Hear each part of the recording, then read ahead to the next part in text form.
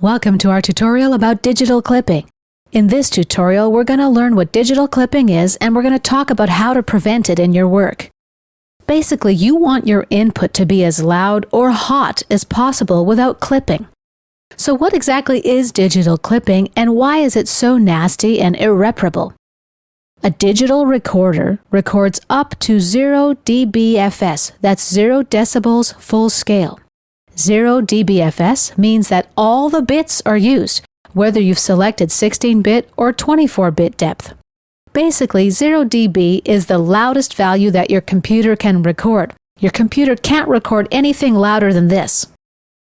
Digital audio can't express a digital number above 0 dB.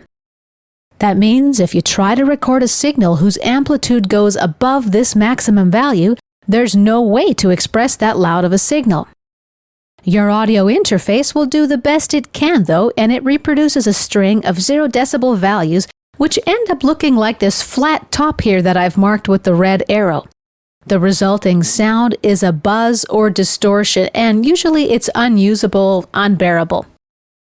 So when you go above 0 decibels on your meters, you're entering the zone of digital clipping, and there usually isn't any way to fix this later.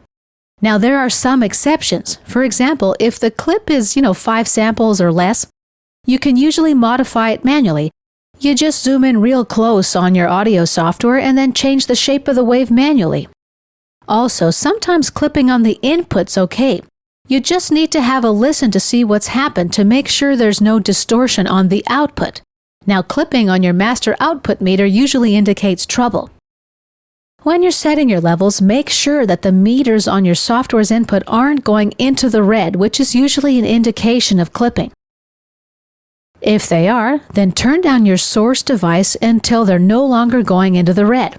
Make sure you check your meters at the loudest point. Since audio interfaces vary, do a test record and have a listen also.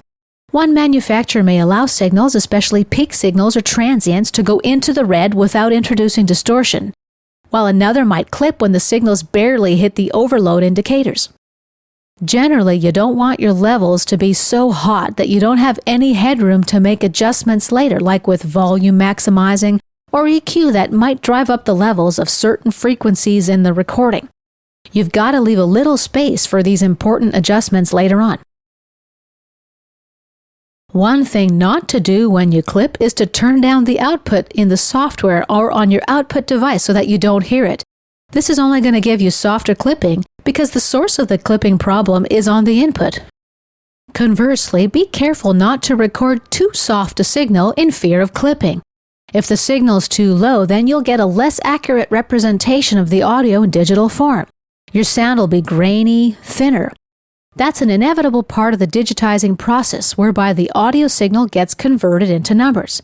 If your input's soft, the sound is represented by fewer zeros and ones than if it's louder.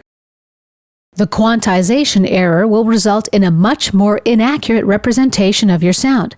Louder levels are represented by bigger numbers, so the resulting sound will be more full, more accurate, more detailed. Thus, it's important to set your levels carefully before you get started. Listen, listen, listen. Your output, despite the amazing plugins that most digital audio workstations lay at your fingertips, can only be as good as your input.